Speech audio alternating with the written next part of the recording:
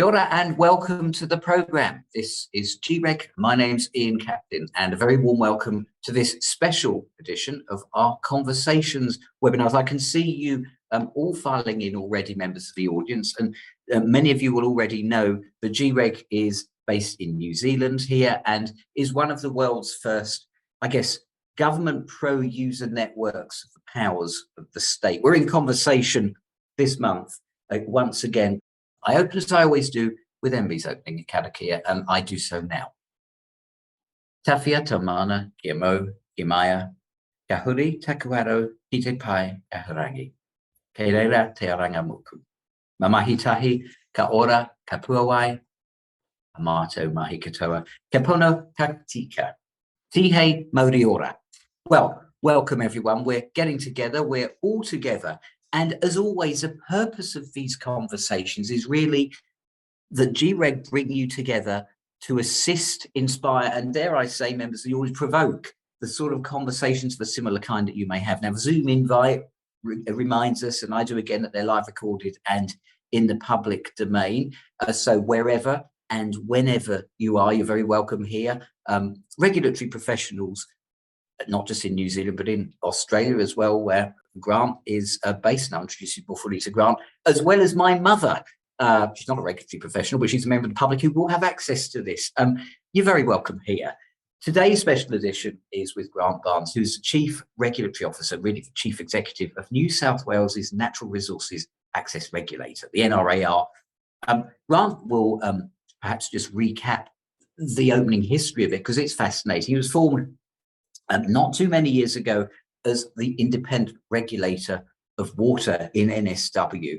And one of the other interesting things, and I'll ask Grant to tell us just a little about this when we warm up and say hello to him, is the special statutory objectives that the authority has. Now, Grant developed this at large yesterday in an excellent keynote presentation, because this webinar was being transmitted a day after GREG's annual conference, and so we're not going to repeat matters there, but I hope, members of the audience, if you were there yesterday, that you enjoyed yourself as much as we did, and also that we will make available, for those who didn't make it or those who want to repeat, the recording of it in due course.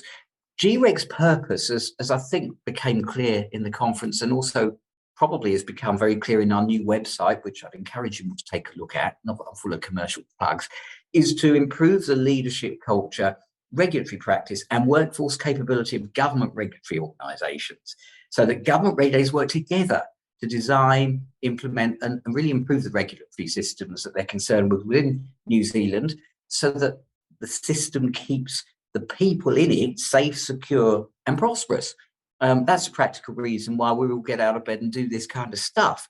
You've come to the right conversation today to see some of the things that could really support that, because regulators need to understand and carry out their roles effectively to see what this is all about, and what we understand is a very rapidly changing world. And if I was channeling my inner Sesame Street, I guess the words effectively regulating and rapidly changing world would flow, and the water puns and the water illusions are not lost here, because we're going to talk about something that was born in the crucible of COVID.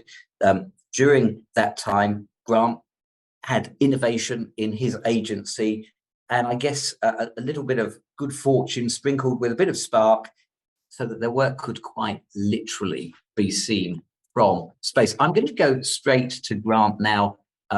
Grant, a very warm welcome to you. Nice to see you again this morning, our time, and thank you again for your appearance in the conference yesterday. Perhaps I can just ask you to sort of talk about your agency and then your role in it, because I find this fascinating. Thank you, Ian, and thanks for the invitation to join you and the GREG audience. And it was fabulous to be involved in the conference yesterday.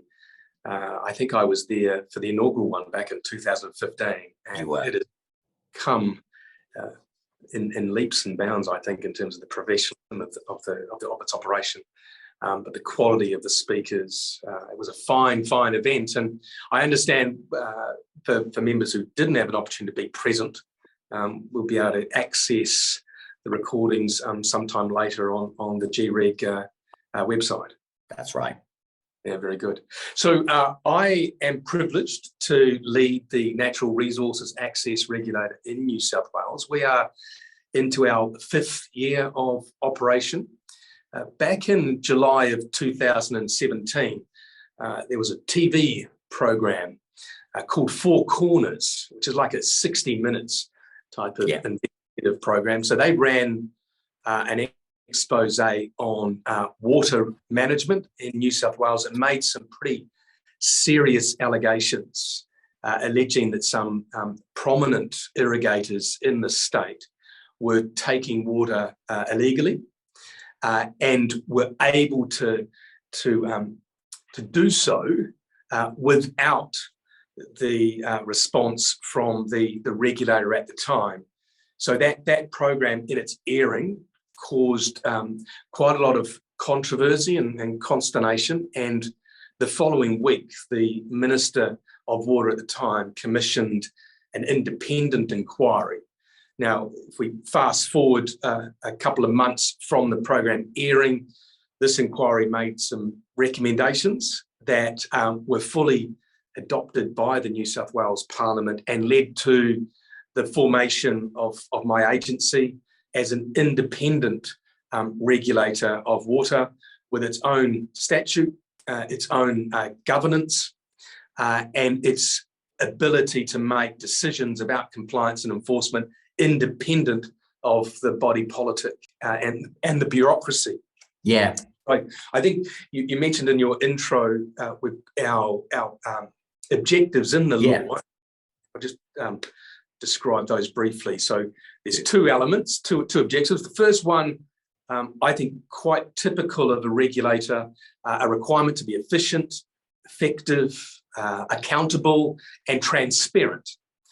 Now, the second objective is one that I find quite unusual, and it's the requirement to maintain public confidence or trust in regulation of water. And I think if we hold it there, because that really strikes me, and it's very much, you know, the track we're going to go down in this conversation, Grant. I think that particular statutory mandate is highly unusual. I mean, I read it, I think it's section 10 of your Parent Act, and it has the two objectives, and it is to maintain that sort of public confidence. You see it in other bits of legislation. Members of the audience, you probably got it in yours, but it's probably, dare I say, tucked away. I used to work at Inland Revenue, and in the Tax Administration Act, amongst lots of things, integrity of a tax system, one of 5 or 6 subheadings is promoting voluntary compliance and taxpayer perception. But this is front and centre. And so the initiative that Grant is going to talk with us about today really partly drives from running this newly set up agency with a very special statutory mandate to promote confidence in a problem which was highlighted on the telly, but probably elsewhere as well.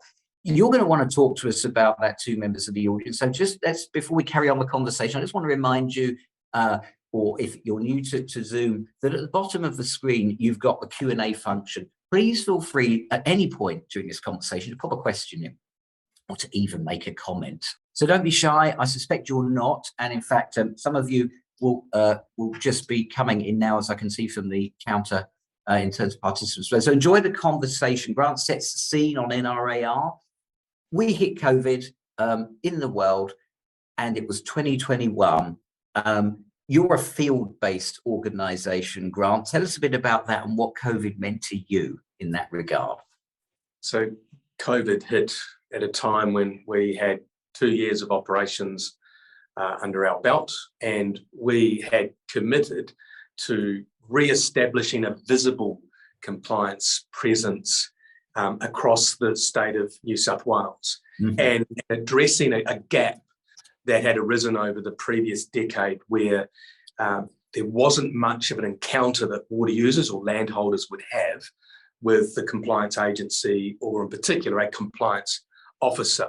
So we, in our setup and in the employment of staff, very much concentrated on embedding field officers who could get out with their boots on the ground and re-engage. So that was all going very well, I thought, in 2019, up to the end of 2019. We had over 100 at that point field officers dispersed across a number of offices throughout the state, and everything was going quite well.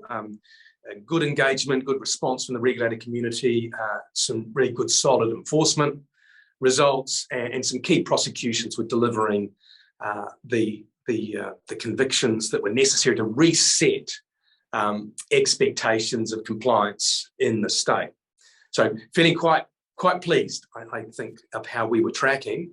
Yeah. And then the pandemic came about, very inconveniently timed. Yes. And so what does a field-based organisation do when you can't deploy field staff? It wasn't like we could turn the lights off and go back to the days when there wasn't an effective regulator around. So we had to very quickly come up with an alternative way of working that enabled us to continue to do our work, but in a remote setting, not field-based because of those restrictions. Yeah, I mean, and let's just remember the size of the field. I think offline we've talked about this, and you basically said it's the Murray-Darling. Think about Germany, think about France, stick the two together, you've got that roughly for size. That's right, 800,000 square kilometres. Yeah, pretty big, and yeah, you could fit all of Germany and France into New South Wales. And you've got this special statutory mandate. So I guess in your mind as well, you're a new regulator, and of course you've got the New Zealand experience because formerly you were with Auckland Council, and so you sort of got an international context. You're really looking to make the regulatory mark per your mandate. You're looking to be innovative. Your field officers are doing well, but then COVID comes in and hits.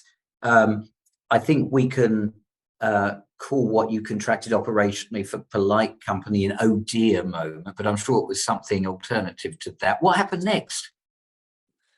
We picked ourselves up off the floor, and looked internally into what was the technology that was starting to emerge prior to COVID.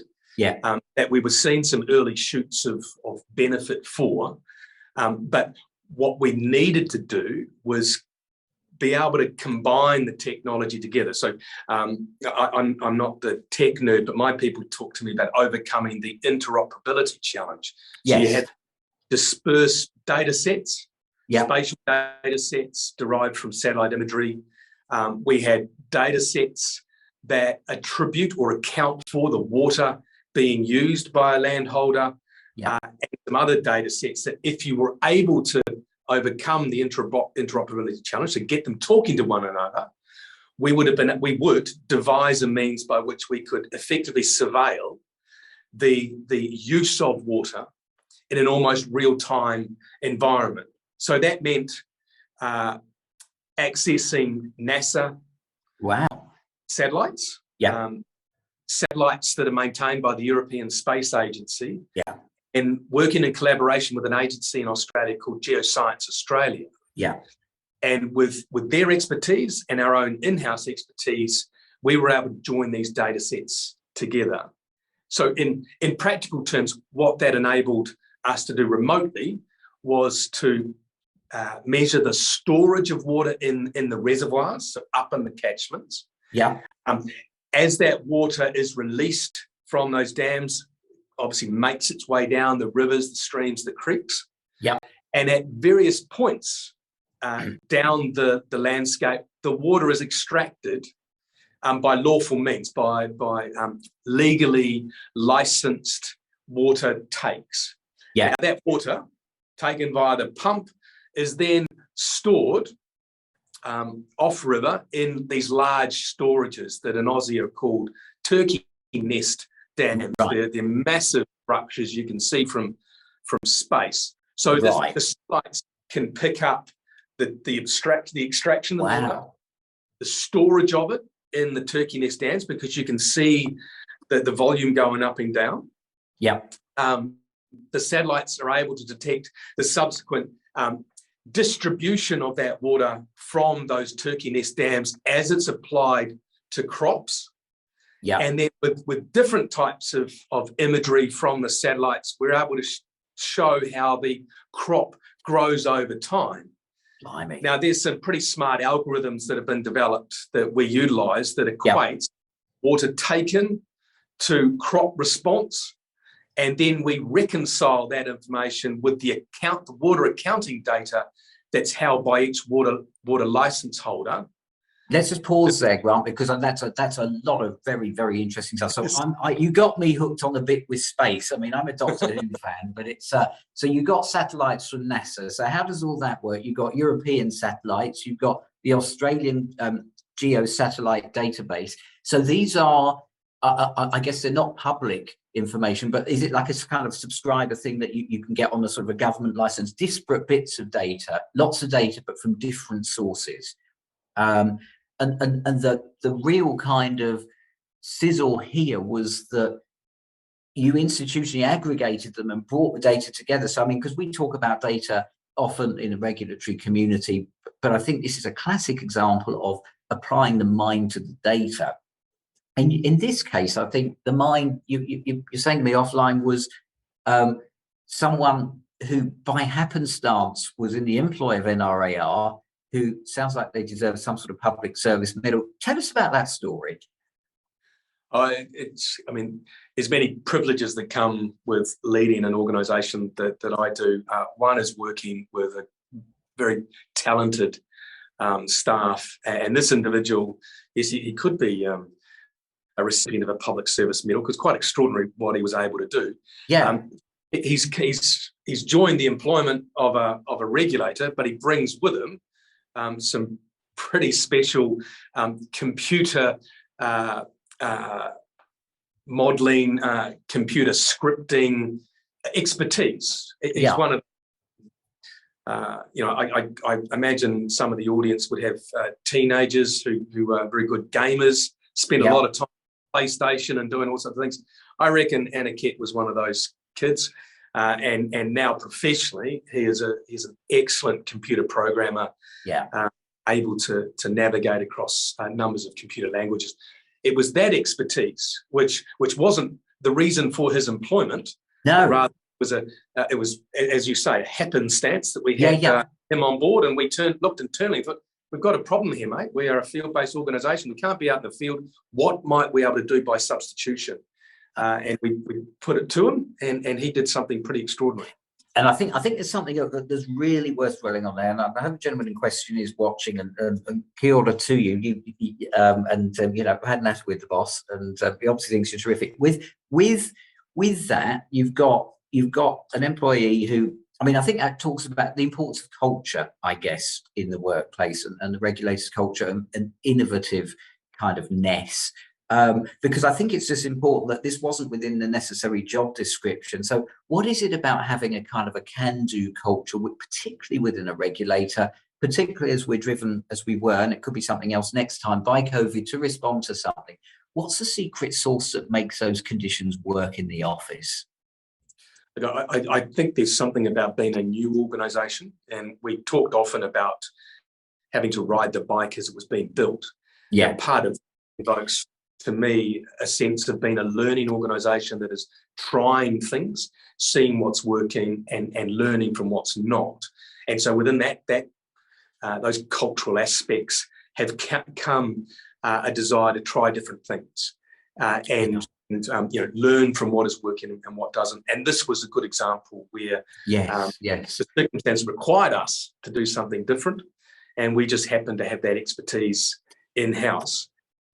And I should point out those database, those data sets, the satellite imagery, are publicly available. They are. Yeah, you can go and check them out after this on Geoscience Australia or Space Agency. The thing that where a cost comes in is if you want greater resolution or greater granularity. I see. Well, members of the audience, you might also want to check them out as well. We'd like to hear from you, because this is your conversation too. I suspect this connects with you. I know I can tell that you're kind of watching and enjoying the conversation. Come and take part. Come and lodge some comments. Come and have a chat. Ask questions. Grant's flown in to talk. And one of the things that I think resonates is how might this kind of innovative story be at an office near you? How does this kind of relate to to what you're looking at? What does it say about culture? So just recapping, if you've just joined us, you're watching GREG, the Government Regulatory Practice Initiative, and I can see that some of you, just from the clock counter, have recently, we're talking with Grant Barnes, who's the Chief Regulatory Officer, Chief Executive NRAR. We're talking about the story where water occupying an area the size of France and Germany bolted together is regulated. Some people are allowed to draw from the water, farms or whatever, and irrigation. Some people aren't, and there's presumably a licensing regime grant in operation. It's expensive if people abuse the system. That won't be unfamiliar, members of the audience, to you. We've got satellites that are looking from space down here, publicly available more or less. A very clever employee manages to find a way to aggregate the data so that you can see what's happening on the Murray-Darling Basin, in the river, where this abstraction is happening, lawfully or not, from space. And also there's like a credit account, Grant, isn't there, that the users have. So it's like not carbon credits as such, but kind of broadly similar, where they're allowed to have the water or not. So you've actually got accounts. You can cross-refer what's seen from space with the accounts, whether they're taking too much, too little. And you were telling us about the kind of the, if you like, the vegetal reaction if they were taking too much. You want to tell us a bit more about that? So what we're regulating is the timing of water take. Sometimes it's permissible, sometimes it's not.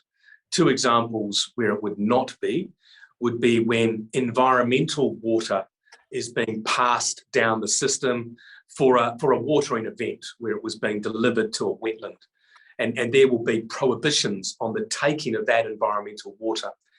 We can see in time whether that is being complied with or whether there are breaches.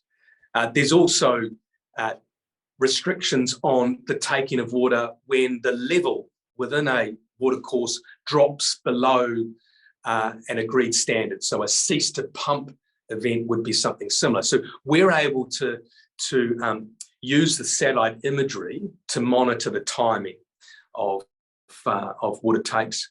The other element that's in our regime is the volume of water that is permissible to take. And that's something that I think you've said there, Ian, is accounted for to a license holder. They're entitled, I mean, I just think you might have the right to take 1,000 megalitres of water.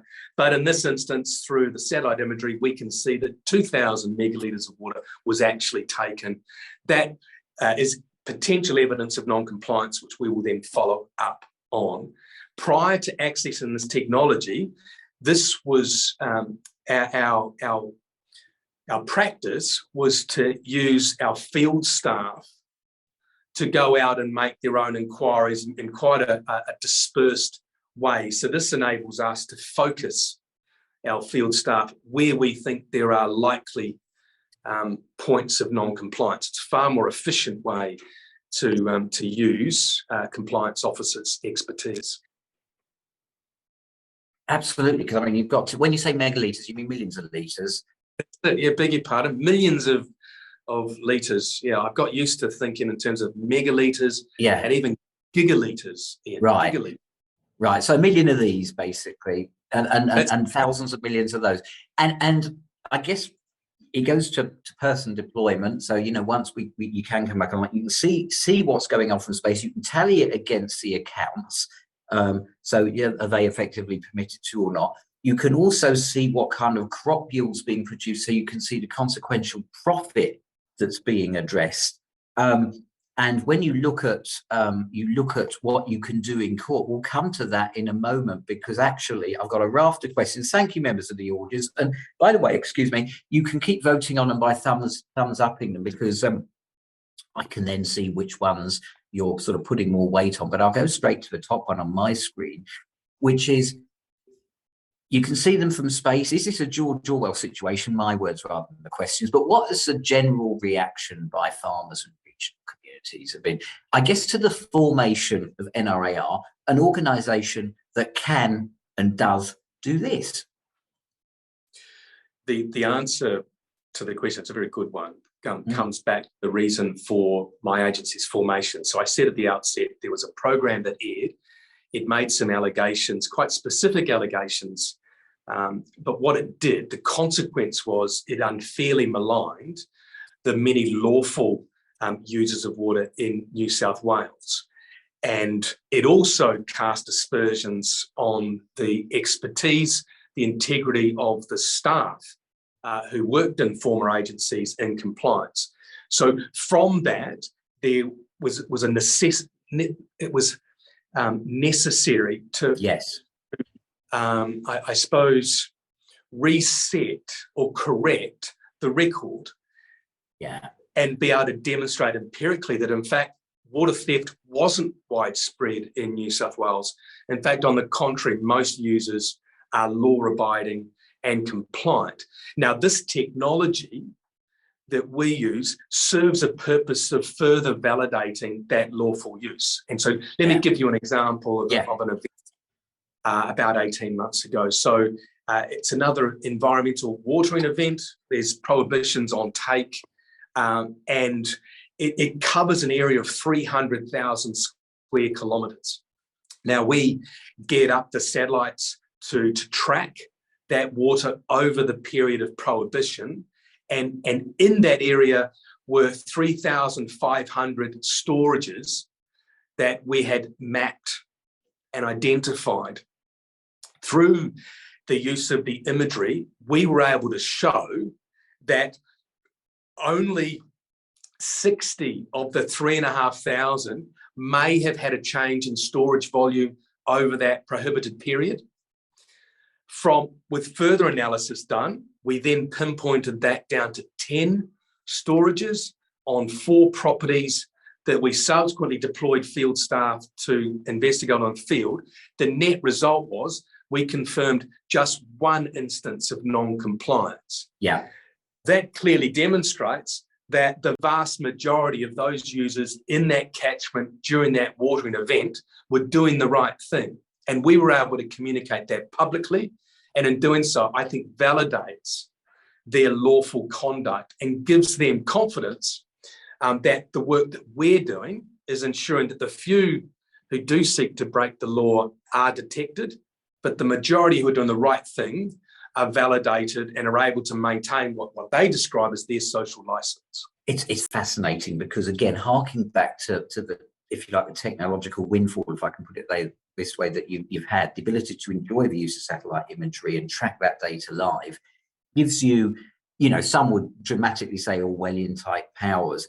And you've got your statutory mandate to promote public compliance. So what you're doing is you're using it to say we can track it, we can confirm or deny the position, and we can also validate those who comply. Now, that would not be unfamiliar to members of the audience watching who have systems where, and we won't debate whether people are customers or clients or whatever, but regulated parties where there's a spectrum of interventions which range from education to court enforcement. But you're using it there. It's almost as though you could, in a different universe, say we're actually almost quality assuring or quality marking or kite marking and saying, you're, if I can put it this way, you're kosher and you're not. What do you say to kind of the ability as a regulator to send signals like that, given your wider accountability obligations? Well, we think of that regulated community with its 3 components. There are the deliberates, the willful actors who will breach the law, make a conscious decision to breach the law, typically motivated by profit. There's the other side, which are the voluntarily compliant. They do the right thing all the time because they're built that way. Now, there's a middle group that we describe as the chances, who may skew to non-compliance if they have a thought that no one's really watching. Now, with this technology and communicating and promoting it publicly, we're able to say that we are in fact watching. And our ability to detect early non-compliance is really important.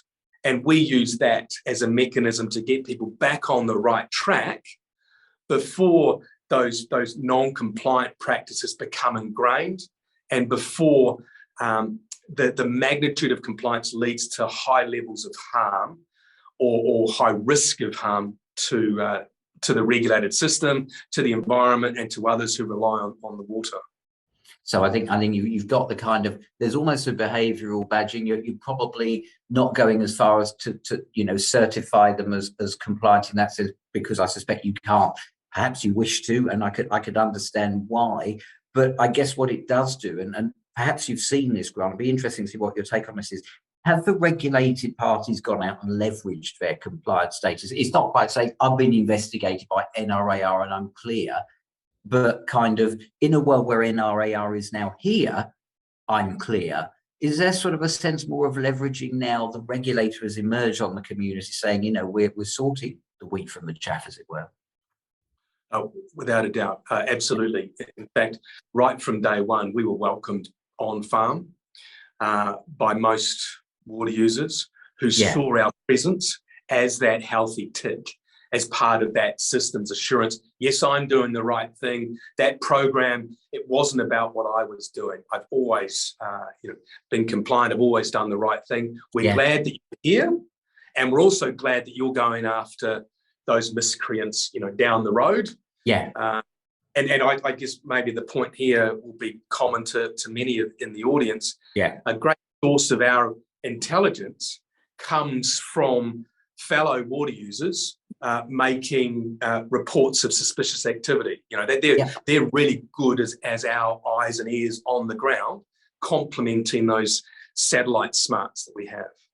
And it's an equity that they want to protect from inequity. Before we go back, and thank you, members of the audience, I see you pumping the questions in. We will turn to you right away. Just before that, I want to sort of lead in with, I guess, the use of the liaison with the media, television, for example. Rob, I mean, you're a media savvy guy. How's it helped?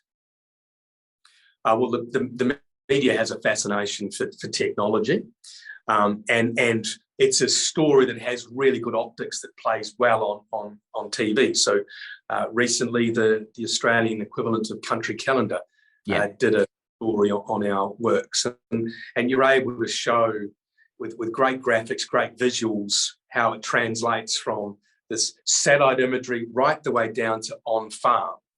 And so part of the reason why we promote is certainly to act as that quality assurance check, that validation, but it very much goes back to that requirement that we have, that obligation that we have in our legislation to maintain public confidence.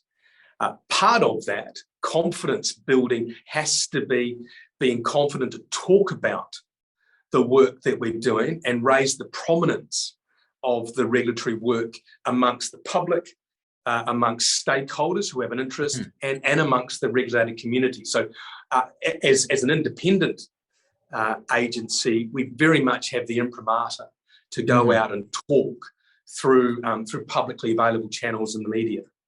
I thank you for that, Grant. And sorry, members, I will get to go. I just want to be naughty for to sneak one more in, because it's just triggered something. Round the traps, you talk about people, regulators with the education function saying, and there are some very sort of high-grade thinkers say, look, you can't really do this properly unless you're accountable, unless you're prosecuting people, not for the sake of it, but you're sending signals out there. And so there's education, which is an offshoot of that, but unless you actually do the necessary thing, again, not for its own sake, but, under the rule of law and properly and proportionally, and there's always plenty to prosecute, unfortunately, in this world, you can't really do it. What do you say to that proposition, Grant, as a regulator yourself? The education piece is an important component of a regulator's toolkit, of course. Yes. But it has to be within the consequences of not complying, right? So there has to be both the stick and the carrot. So we work with the willing to engage, to educate, to enable compliance. But we're also very clear that if that advice isn't followed, that there are strict consequences, that we will enforce the law. And we talk about that right at the first encounter.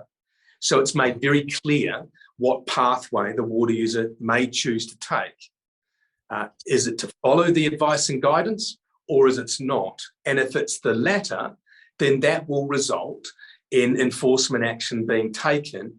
And we point to the evidence of that over 4.5 years of operation. Thousands of compliance actions being taken, culminating in 38 prosecutions. Yep. Millions of dollars worth of fines and sanctions being applied. So it's made very clear to a water user what is expected of them and the consequences of not meeting those expectations. Understood. And it's something that resonates, of course, here in New Zealand, across the Tasman. And as Penelope said, there's a documentary on TVNZ. And thank you, Penelope, for providing the link to that, members of the audience. You can see that in the Q&A on just this issue, which includes comments from the farmers. Of course, Grant, you talked about the kind of regulated parties and how they respond to this. Let's just look also at the current state, the current weather pattern, and perhaps it's a climate change induced weather pattern as sadly caused flooding at the moment across New South Wales. I guess if I may say so, water everywhere and too much of it, and not all of it to drink. What impact is this going to have on the near-term work for your agency? So in the first 3 years, we were in the midst of a very severe drought.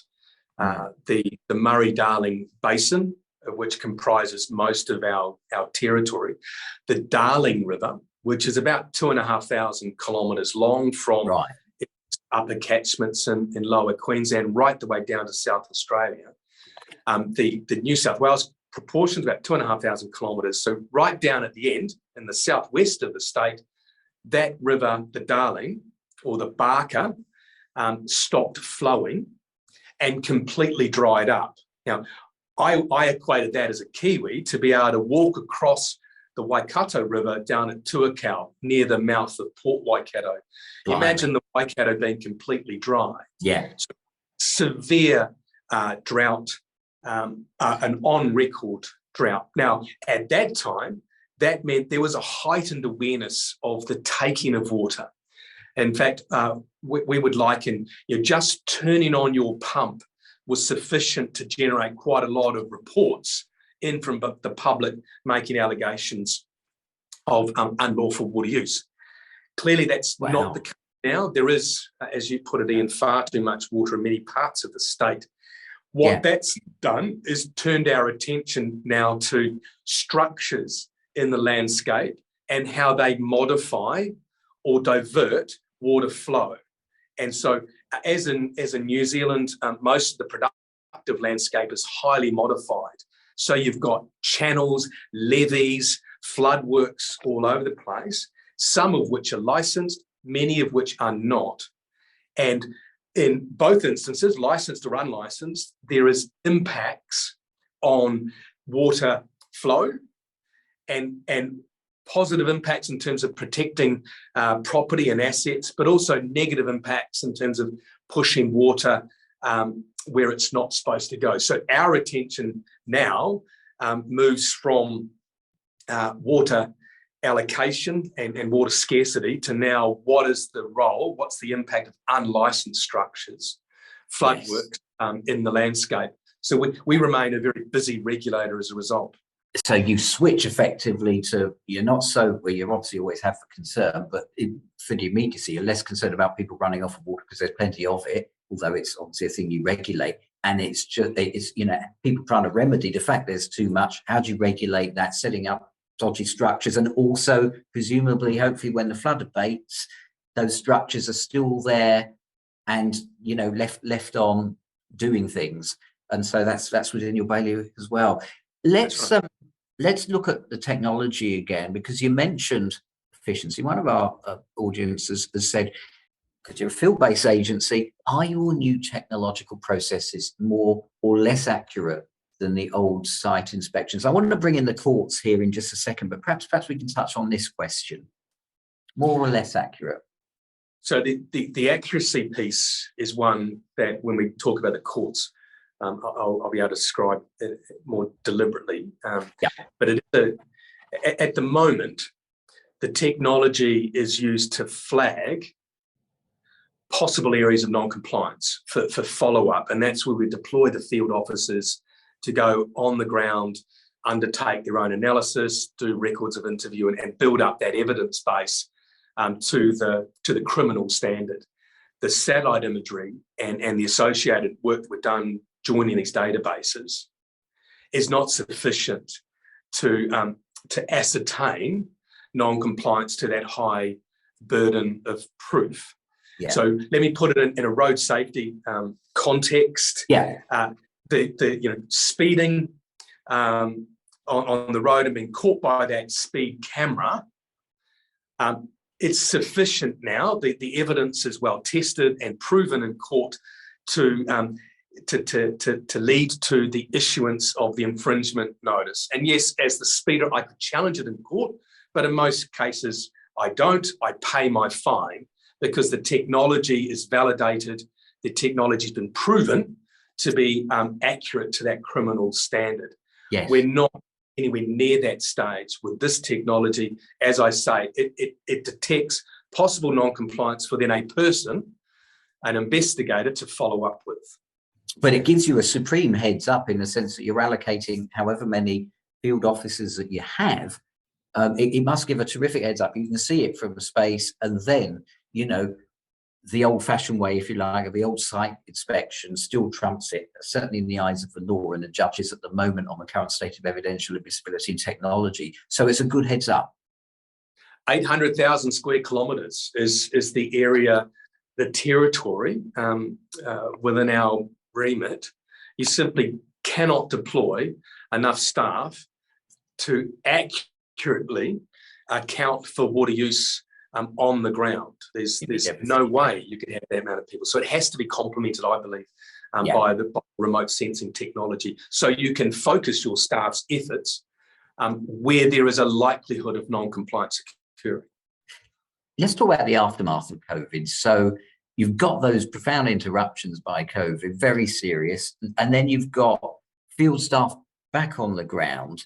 Are you taking additional steps as an agency to re-engage through the field? So one of our audience is asking is by field staff visits to compliant farmers, not just to follow up on the potentially non-compliant.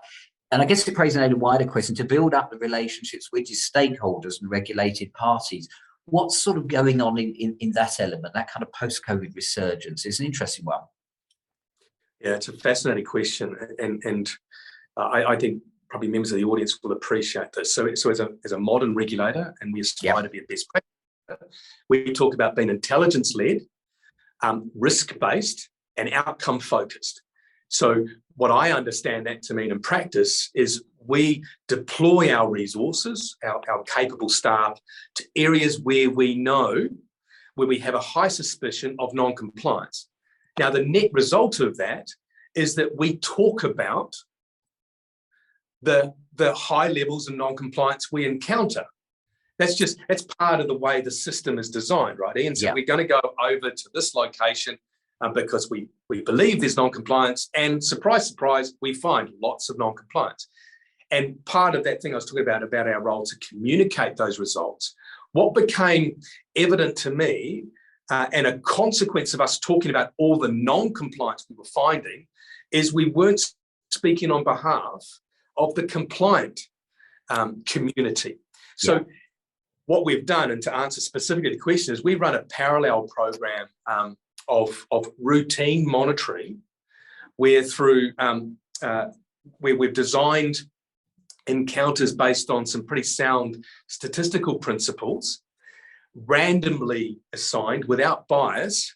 We have a list of sites that we will visit each year, and post-COVID, we're up at about 1,500. We've done over 5,000 in total. Because it's random, statistically non-biased, we're able to say, as a result of those encounters, what the proportion was voluntarily compliant, what proportion was in minor non-compliance, and what proportion was in significant non-compliance. Right. Now, the results of that is, and we state this publicly. Yes, public data, This is, again, it's statistically proven. 72% of sites visited were fully compliant with the law. With that has been an important countenance to that other part of our program where we're talking about, we've gone out to Coffs Harbour and we've visited 10 properties and 9 of them were in significant breach. Now, can you do that? I get that. Do you segment when you say they're compliant, non-compliant geographically? And if so, do you publish that geographical segmentation too? Yes, so we publish by valley, de-identified to actual landholders. But yes, we publish by valley. And so the net effect is a valley will look at their level of compliance and they'll compare themselves to other parts. So the irony of the Four Corners program, that expose, was focused on a part of New South Wales called the Barwon-Darling, specifically the Barwon. They have some of the highest rates of compliance proven through our routine monitoring operations. So again, it goes to countenance that view that did arise from the program that most water users in New South Wales were unlawful actors. Let's just flip to, again, the kind of the parent statute. One of the questions, it's got a couple of votes attached to it. To you, Grant, is there, and thank you for the question, and all the questions, member deals, and keep pumping them in. We've still got time.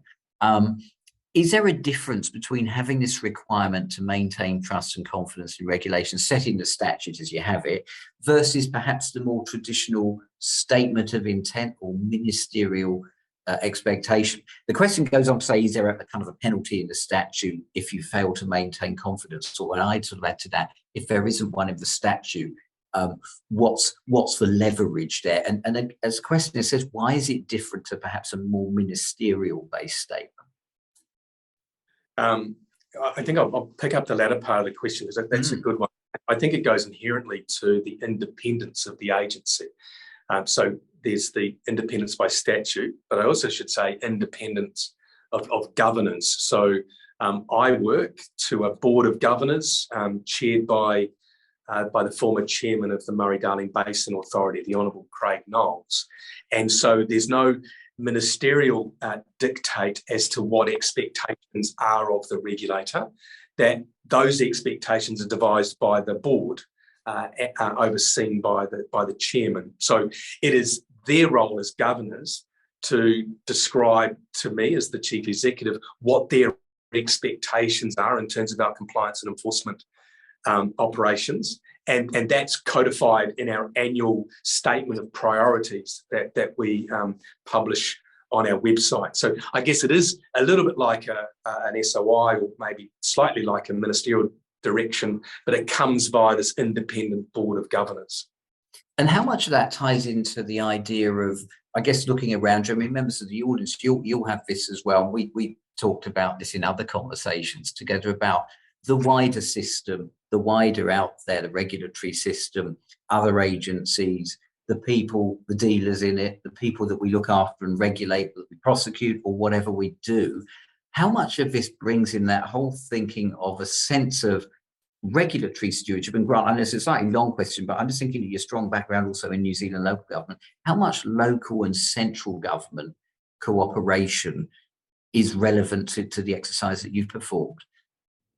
I think this goes very much to regulatory stewardship. So the monitoring, the care of the system itself, part of your determination of how fit for purpose that system is, goes from its application, from testing the system and being able to see what's working and what's not. This innovation, this technology enables us to do that testing over a vast scale and magnitude. So it's the evidence, the volume of evidence that we're able to collate and through this innovation that goes back into the regulatory system, though the stewards of the regulatory system, giving them information about what we've seen on the ground, how it's been applied by regulatory entities, and how we're experiencing it as the regulatory practitioner. I think, as I say, it goes to the enabling that system to maintain its fitness. Let's just thank you for that, Grant. We're sort of jumping around a bit because I think a lot of the questions that come at this point are very much in the detail. A fascinating range of measures you've got, both in terms of measures you've taken, in terms of actions, and measures you take in terms of metrics. One question here says, how reliable is the water accounting system and the metering of volumes? And I guess really the question is, as in all systems, what's the actual margin of error? Because I'm fascinated by this kind of credit system. I guess it's debit credit effectively, and presumably, what powers do you have if somebody is, if I can put it this way, in debt water-wise? So it should run like a bank account. Yeah. So you're in credit, and unless you've arranged for an overdraft facility, you cannot go below $0. The system won't allow you to go to the ATM and get any more money out. That's the principle of the water accounting system. In practice, though, we encountered a couple of years ago that it was reasonably routine for water users to go into debit in their water account without sanction, without penalty. That's in contrast to what the law obligates. And I said before, in terms of our board providing direction for us for our regulatory priorities, one priority last year was an overdrawn accounts campaign.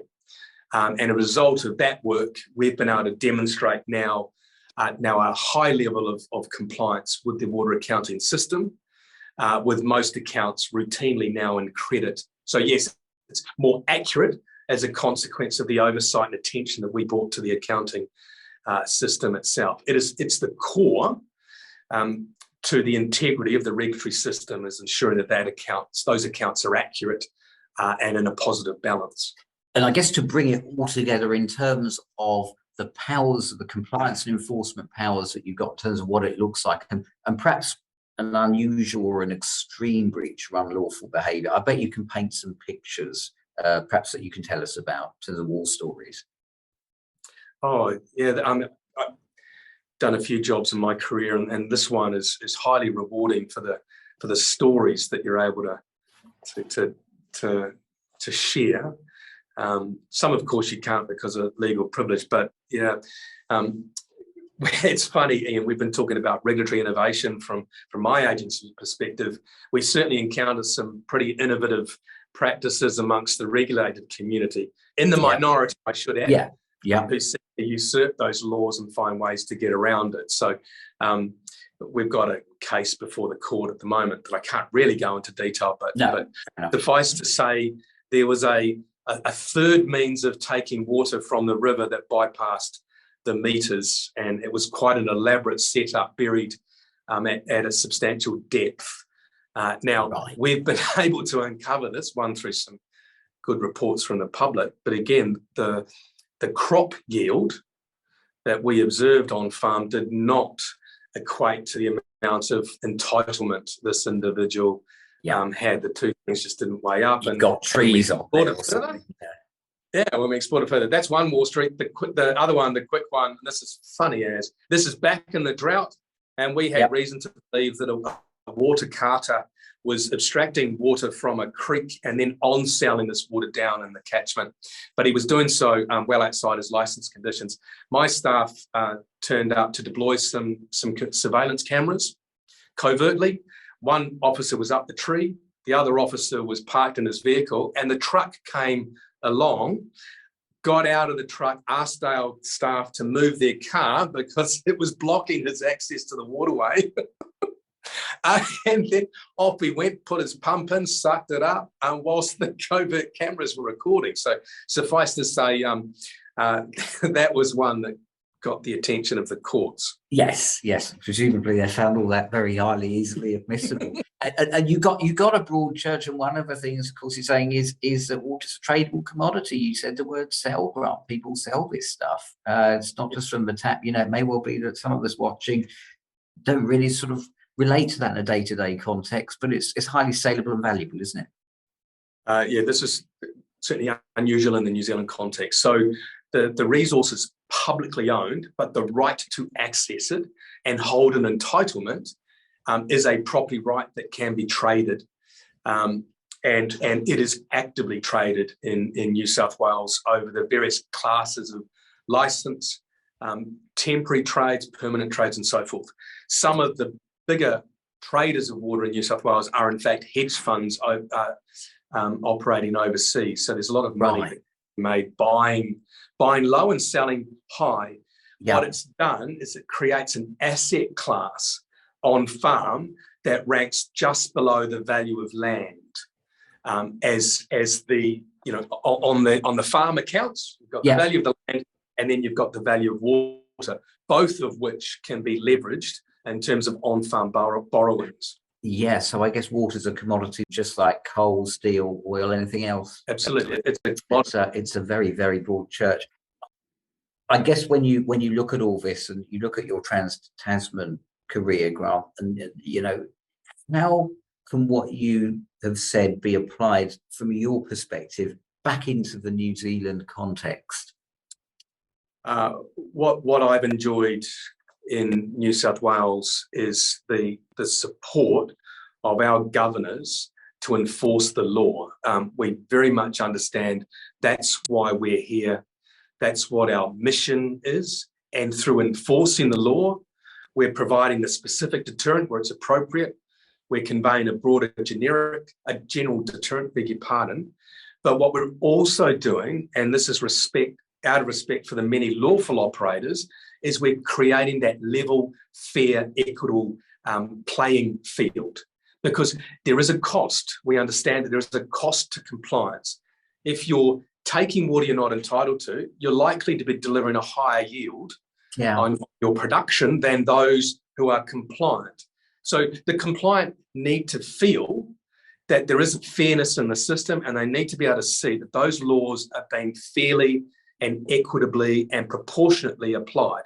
And that's what our job is, and we don't stray for it. We know, because of the program and the consequences of it, the controversy, that we have a job to act in the public's interest. And we talk about that frequently, the importance of representing the public's interest. And that's something that when I do return back to New Zealand, I'll be bringing as part of our regulatory practice, the role that we have to enforce the law and to apply the appropriate sanctions.